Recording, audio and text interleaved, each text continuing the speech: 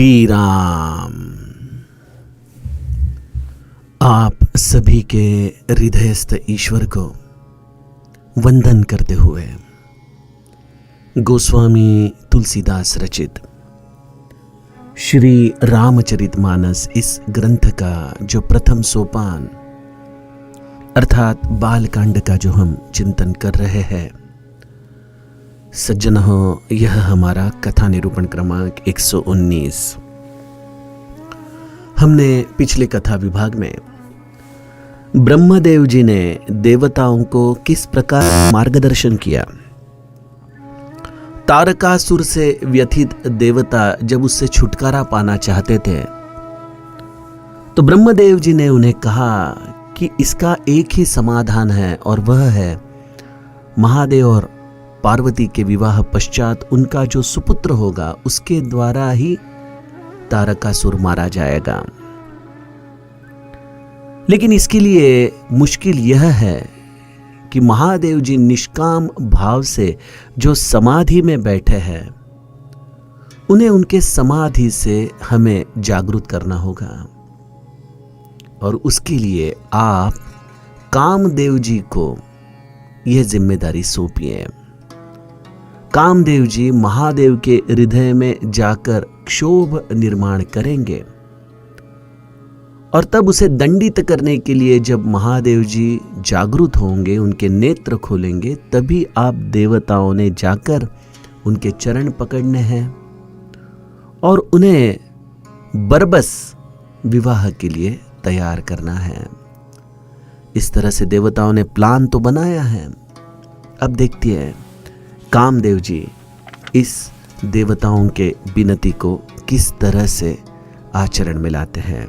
गोस्वामी जी गाते हैं, तदपि करब मैं काजू तुम्हारा, श्रुति कह परम धर्म उपकारा, परहित लागित जई जो देही, संतत संत प्रशंस हिते ही, अस कही चले सब ही सिरुनाई, सुमन धनुष कर सहित सहाई, चलत मारस हृदय विचारा, शिव विरोध ध्रुव मरनु हमारा, तब आपन प्रभाव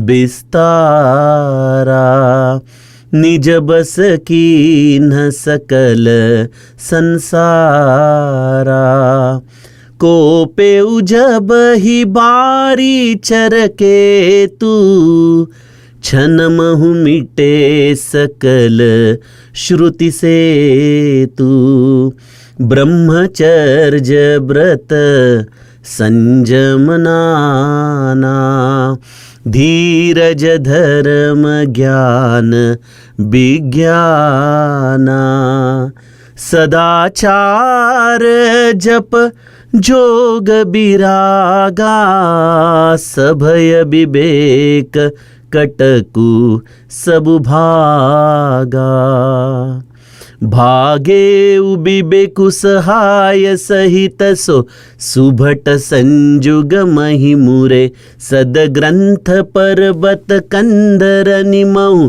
जाइते ही अवसर दूरे, होनिहार का कर तार को रखवार, जग खर भरु परा, दुई माथ के ही रतिनाथ जेहि कहूँ, कोपी कर धनु सरु धरा, जे सजीव जग अचर चर, नारी पुरुष असनाम, ते निज निज मर्जाद तजी, भये सकल बस काम, सियावर रामचंद्र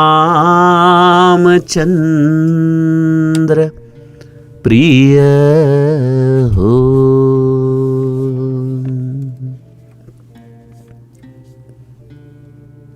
ब्रह्मदेव के कहने पर देवताओं ने मन ही मन ठान लिया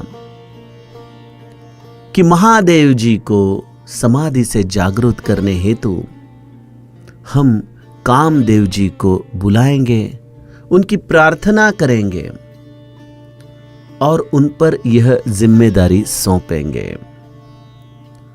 और इसलिए उन्होंने कामदेव जी की स्तुति करना शुरू कर दी है। अस्तुति सुरन कीनी अति हेतु, प्रगटेउ विषम बान झष केतु। देवताओं ने बड़े प्रेम से स्तुति की है और तब उनके इस अत्याधिक प्रेम के स्तुति कारण कामदेव जी वहां पर प्रकट हुए हैं। कैसा रूप है कामदेव जी का? प्रगटेउ विषम बाण झष केतु, पंच बाण धारण करने वाले और जिनका मछली का चिन्ह रूपी ध्वजा है, ऐसे चिन्ह रूपी ध्वजा को धारण किए हुए कामदेव देवताओं के सामने प्रकट हुए हैं। पंचबाण धारण किए हुए कामदेव पंचवक्त्र महादेव को जागृत करने के लिए निकले हैं। क्या एक बाण और एक मुख, ऐसा कोई संदर्भ इस सूत्र से हमें दिखाई देता है क्या? महादेव जी पंचवक्त्र है, पंचवक्त्रम त्रिनेत्रम हम उन्हें कहते हैं। इन 5 मुखों की भी अहमियत है। महामंत्र जोई जपत महेशु, काशी मुगुति हेतु उपदेशु। नाम का महामंत्र महादेव जानते हैं। हमें तो केवल यह राम नाम एक साधारण से अक्षरों के द्वारा हमारे अंतरंग में हम उसे जानते हैं, लेकिन यह महामंत्र है, यह केवल महादेव जी जानते हैं। संतों ने इस महादेव के हृदय की धारणा, इस महामंत्र की व्याख्या बड़ी सुंदरता से की है, क्योंकि उन्हें 5 मुख है। नाम को महामंत्र इन 5 मुखों के द्वारा महादेव जी ने किया है। कैसे? एक मुख के द्वारा निरंतर उन्होंने नाम जपा है, दूसरे मुख के द्वारा उन्होंने निरंतर प्रभु रामचंद्र की कथा गाई है, तीसरे मुख के द्वारा उन्होंने इस विश्व के हलाहल को, इस ब्रह्मांड के हलाहल को प्राशन किया है। चौथे मुख पर निरंतर एक स्मित हास्य है, एक प्रसन्नता है, और 5वें मुख के द्वारा निरंतर मौन उन्होंने धारण किया हुआ है। व्याख्या बड़ी सुंदर है। जिसके जीवन में राम नाम महामंत्र के रूप में उसे जानना है, उसे भी इसी तरह के 5 मुख धारण करने होंगे। निरंतर जिह्वा से राम नाम जपिए, नाम जीह जपी जागहि जोगी, बिरति बिरंचि प्रपंच वियोगी। तो ऐसे राम नाम निरंतर मौखिक रूप से, वैखरी रूप से आप जपते रहोगे तो आपके वैखरी को स्वाभाविक विरक्ति आ जाएगी, और वह उच्चारण केवल अगर किसी चीज का करेगी तो हरि कथा की ही करेगी। हरि भजन के लिए ही वह वाणी उच्चारण हो पाएगी, अन्यथा उसे इस विश्व के किसी भी वस्तु में रस तो नहीं आने वाला। तो एक मुख से निरंतर राम नाम जपने से अंतरंग में दूसरा मुख प्रकट होता है हरि कथा का। जब मन हरि कथा में डूब जाए तो हमारे जीवन की वेदनाएं, यातनाएं, इस समाज की उपेक्षा, इन समस्त चीजों को तीसरा मुख हलाहल के रूप में धारण कर लेता है। देखिए, हमारा भजन कम है, इसलिए हमारी कथा, भगवत चर्चा भी मध्यम दर्जा की है, और इसलिए एक चीज हमारे जीवन में होती है, हम हलाहल पचा नहीं सकते, हम उसका वमन कर देते हैं, गुस्सा आ जाता है, तकरार हमारे जीवन में काफी मात्रा में बढ़ जाती है, हर चीज में असमाधान हमारे जीवन में व्याप्त हो जाता है। तो जीवन में अगर आप सहना सीख लो, अगर आपके जीवन की कंप्लेंट्स, किसी भी चीज में समाधान रखने की वृत्ति अगर कम हो जाए, तो समझ लेना इसका सीधा संबंध आपके हरि भजन से है। तो जैसे हरि भजन बढ़ेगा, वैसे वैसे विरक्ति आएगी, वैसे वैसे हलाहल प्राशन करने वाला मुख अधिक सक्षम होगा। और वह मुख सक्षम हुआ है, इसका इंडिकेटर, इसका दर्शन हमें होता है जब चौथे मुख पर एक निरंतर स्मित हास्य रहे,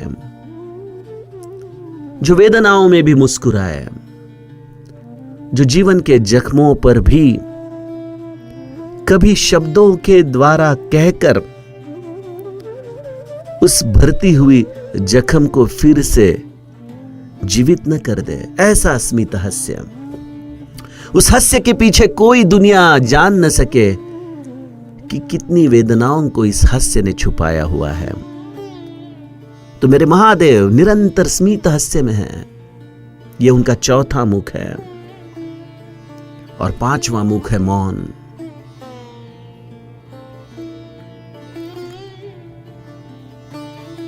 जिस मौन के द्वारा कई सारी चीजें महादेव हमें बताते हैं, लेकिन उस मौन को संवादी नहीं, ज्ञान चक्षु से सुनना पड़ता है, देखना पड़ता है। मौन। तो सज्जनों, ऐसे 5 मुख हमारे जीवन में विकसित करना, इसका मतलब शिव स्वरूप होना है। तो इसकी शुरुआत करनी है इस लौकिक मुख के द्वारा प्राप्त जिह्वा से, निरंतर राम नाम रटने से। और फिर यही राम नाम अन्य 4 मुखों का विकास आपके जीवन में करेगा। और मेरा कहने का सूत्र यह है कि जिसके जीवन में यह 5 मुख विकसित होते हैं, इस पर प्रगटेउ विषम बाण झष केतु, यह कामदेव के 5 बाण इस व्यक्ति के जीवन में उसे प्रभावित नहीं कर सकते, उसके अंतरंग में क्षोभ निर्माण नहीं कर सकते। और कामदेव का अर्थ है इच्छा, कामदेव का अर्थ है वासना। ऐसे महादेव के 5 मुख कामदेव के बाणों के द्वारा किस तरह से प्रभावित होंगे। लेकिन कामदेव ने जब देखा कि देवता अत्यंतिक व्यथित है, उन्होंने अपनी विपत्ति कामदेव जी को बताई और कहा कि आप भी ऐसे एक तत्व हो जो महादेव जी को उनके समाधि से जागृत कर सकते हो। मैंने कल ही आपको कहा कि प्रत्यक्ष सामने कामदेव खड़ा है, लेकिन काम रूप है देवता।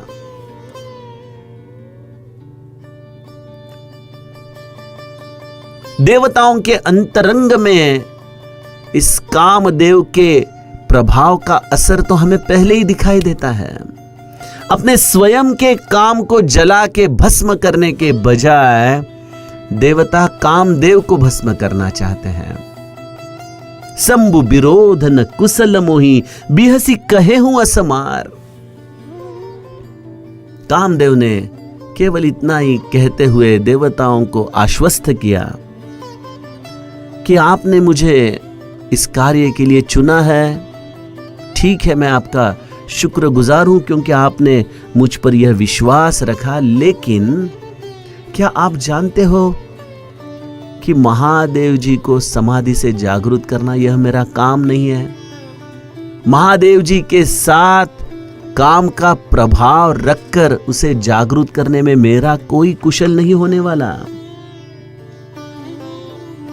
लेकिन देवता ऐसे हैं कि अपने स्वार्थ के लिए वो मां शारदा को भी अयोध्या कांड में नहीं छोड़ते हैं। अयोध्या में उस रात देवता मां शारदा को बुलाकर उसकी प्रार्थना करते हैं कि किसी भी तरह से रामचंद्र का राज्याभिषेक न हो पाए। वही देवता, उनका राजा इंद्र चित्रकूट पर भरत न पहुंचे, इसके लिए बृहस्पति से प्रार्थना करता है। उनके समझाने के पश्चात भी वह इंद्र मां शारदा को वापिस एक बार न्योता देता है, प्रार्थना करता है, कहता है कि भरत को कुछ ऐसा करो जिससे भरत लौट जाए। तब मां शारदा इंद्र को दो टूक बात सुनाती है कि तू अंधा है, तुझे समझ में आ रहा है तू क्या बात कर रहा है? इसके पहले आपने मुझे प्रभु रामचंद्र के राज्याभिषेक में विघ्न लाने के लिए भेजा था। तब प्रभु रामचंद्र स्वयं कोई भी स्थिति अपने पर आए तो उसका दोष किसी अन्य को नहीं देते, वो सह लेते हैं। लेकिन प्रभु रामचंद्र का एक गुण क्या आप जानते हो कि अगर उनके भक्त पर कोई आंच लाने की कोशिश करे तो प्रभु रामचंद्र ऐसे तत्व को जलाकर राख कर देते हैं। और अगर जगदम्बा रूपी मैं, यह शक्ति ही इस विश्व से निकल गई तो आपको तो कोई अस्तित्व रह ही नहीं सकता, आप क्या कर रहे हो? तो ऐसा कहकर मां शारदा ने इंद्र को उसकी जगह दिखाई है। लेकिन देवता ना गुरु का सुनते हैं ना शारदा का सुनते हैं, और यहां पे कामदेव की भी वह क्यों विनती सुनेंगे?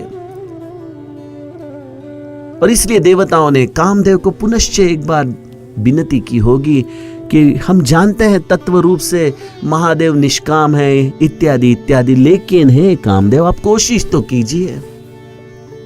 अरे इस कोशिश में कामदेव की जान जा सकती है, यह जानते हुए भी देवता कामदेव को इस कार्य के लिए प्रेरित कर रहे हैं।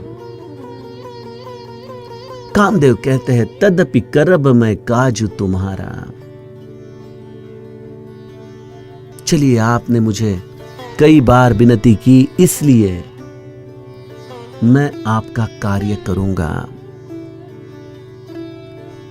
मैं जानता हूं कि इस कार्य में मेरी क्षति हो सकती है, मैं जानता हूं कि इस कार्य के द्वारा मैं बिल्कुल खाक हो सकता हूं, लेकिन फिर भी मैं ये कार्य आपके लिए करता हूं, क्योंकि श्रुति कह परम धर्म उपकारा।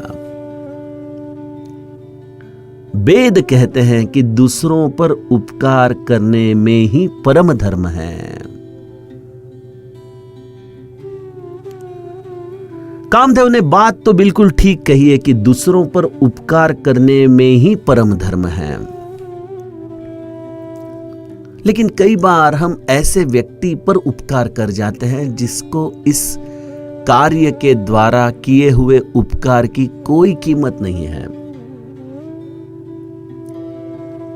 मुझे एक कहानी याद आती है कि एक बार एक शेर का बच्चा बकरियों के भीड़ में खो जाता है। बिल्कुल छोटा सा नन्हा सा बच्चा है,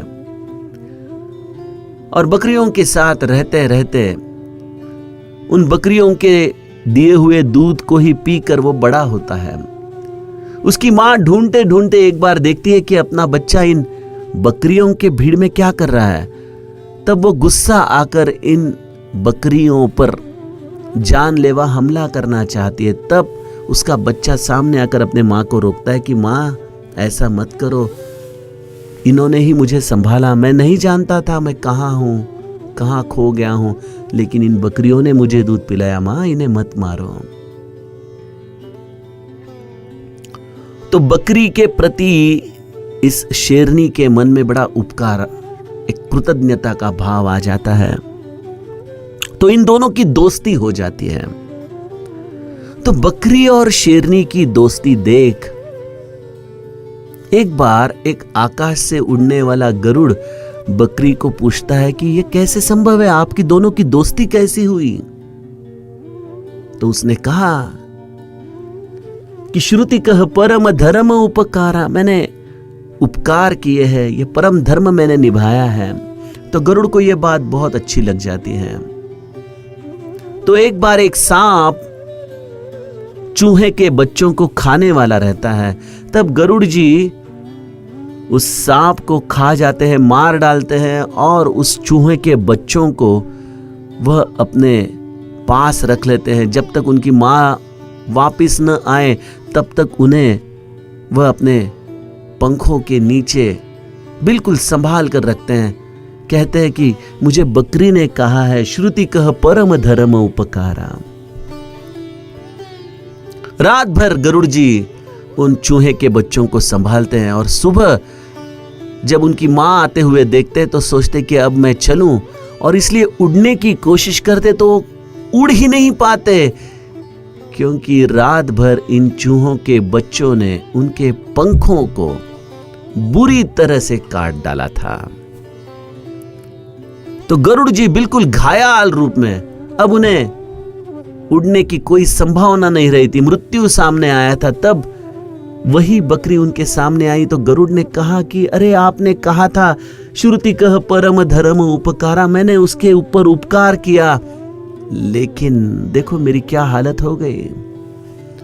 तो बकरी ने कहा कि मैंने आपको उपकार करने के लिए कहा था, यह बात सही है, लेकिन योग्य व्यक्ति पर उपकार करना बहुत जरूरी है। आपने जिन पर उपकार किया उन्हें आपकी कीमत नहीं है। कामदेव आज जलने जा रहा है, उसकी रक्षा होने जा रही है। देवताओं को तो केवल अपने स्वार्थ की पड़ी है। उन्हें कहां समझ में आ रहा है कि अगर कामदेव इस विश्व से निकल जाए तो इस ब्रह्मांड की क्या अवस्था होगी। लेकिन कामदेव इस उपकार की भावना से निष्काम हो चुके हैं। हा। जब हम अपने सेवा धर्म के द्वारा निष्कामता का रूप धारण करते हैं तो वह परम वंदनीय अवस्था हो जाती है। परहित लागी तजई जो देही, संतत संत प्रसंस ही तेहि। जो दूसरों के हित के लिए अपने शरीर का त्याग करे, ऐसा महंत, ऐसा संत, इसका बखान, इसका महिमा सभी गाते हैं। संत हृदय में वह व्यक्ति स्थान पा लेता है और यह सच है। कामदेव को इसलिए शायद विष्णु सहस्त्रनाम में भी एक भगवत नाम के द्वारा हम गाते हैं, कामदेव कामपाल कामी कांतः कृतागमः। वह कामदेव हो गए हैं। ईश्वर के प्रति सेवा करने की इच्छा यह भी काम का ही रूप है, लेकिन उस इच्छा पर देवता अर्थात ईश्वर आरूढ़ है, इसलिए वह कामदेव हो गए। तो मतलब सीधा है कि आपके जीवन में आप जो कार्य करो वह कार्य ईश्वर सेवा रूप में अगर आप करो तो वह कार्य की इच्छा भी निष्कामता के ही रूप में देखी जाएगी और वह कार्य की भावना कामदेव इस रूप में समस्त संसार जानेगा। तो कामदेव यह भावना से सोचते हैं कि चलो ठीक है, महादेव को अगर समाधि से जागृत करके मैं इस ब्रह्मांड में देवताओं को रक्षित करने जा रहा हूं तो इस कार्य के लिए शायद मुझे मेरा देह त्यागना पड़े, कोई फिक्र नहीं, मैं यह कार्य बिल्कुल निष्काम भाव से करने जा रहा हूं। अस कही चले उस सब ही सिरुनाई, सुमन धनुष कर सहित सहाय। कामदेव ने सबको वंदन किया और वह अपने फूल के धनुष्य के साथ अपने समस्त सखा और शस्त्र अस्त्रों को लेकर महादेव जी की तरफ निकल पड़े। देखिए, कई बार हम व्यक्ति के नामोल्लेख के कारण उसके प्रति हमारा एक पूर्वग्रह दूषित ऐसा विचार रखते हैं। हम सुनते आए हैं काम काम काम मिथ्या है, त्याज्य है, षड्रिपु में से एक है, अत्यंत जटिल है, जीवन में इससे छुटकारा पाना नामुमकिन है। इसलिए काम इस संज्ञा के प्रति हमारे मन में एक घृणा है और देवता, स्वर्ग इत्यादि शब्दों के प्रति हमारे मन में आदर है। लेकिन जब हम इन शब्दों में छिपे हुए चरित्र को जब जानते हैं तो ऐसा लगता है कि काम यह वास्तव रूप से घृणा के लायक नहीं है। जो कामदेव स्वयं निष्काम होकर ईश्वरीय सेवा के लिए अपने देह को भी त्यागने के लिए तैयार है, वह कैसे घृणा के लिए लायक हो सकता है? और जो देवता स्वर्ग में बैठे हुए अपने स्वार्थ के लिए ऐसे निष्काम तत्व को भस्म करने के लिए आगे भेज रहे हैं, क्या वो देवता किस भाव से वंदनीय हो सकते हैं? तो सज्जनों, हमें अपने जीवन में जो विचार है, जिसे हम लर्न टू अनलर्न कहते हैं, हमने आज तक जो सीखा है वो शायद रामायण की इस परिभाषा के द्वारा, इस चिंतन के द्वारा हमें भूलना चाहिए। काम यह कोई घृणात्मक संज्ञा नहीं है, केवल हमें इसे नित्य ईश्वर के चरणों में रखना चाहिए। प्रमाण है अयोध्या कांड, प्रमाण है बाल कांड, क्षमा कीजिए। जब प्रभु रामचंद्र विवाह के लिए जनकपुर में बिल्कुल सज धज कर अश्व पर सवार होके जानकी के महल की तरफ निकले हैं, तो वह अश्व दूसरा तीसरा कोई नहीं बल्कि प्रत्यक्ष कामदेव ने इस अश्व का रूप लिया है। और सभी जनकवासी और अयोध्यावासी प्रभु रामचंद्र के इस सुंदर रूप को देख रहे हैं। वह जिस तरह से इस घोड़े पर सवार होकर उसे नचा रहे हैं, यह मनोहारी दृश्य सभी उपस्थित जन उसका आनंद ले रहे हैं। कामदेव भी बड़ा प्रसन्न है क्योंकि उसे आज प्रभु रामचंद्र नचा रहे हैं। और उस भीड़ में महादेव जी भी खड़े हैं।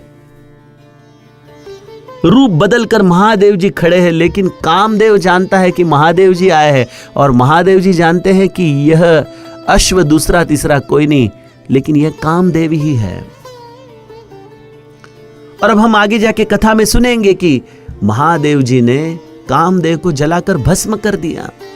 तो ऐसे कामदेव को जब महादेव देखते हैं तो कामदेव उन्हें बिल्कुल आह्वान देते हुए कहता है कि क्या महादेव जी, देखो मैं कैसे नाच रहा हूं, आज नहीं भस्म करोगे मुझे?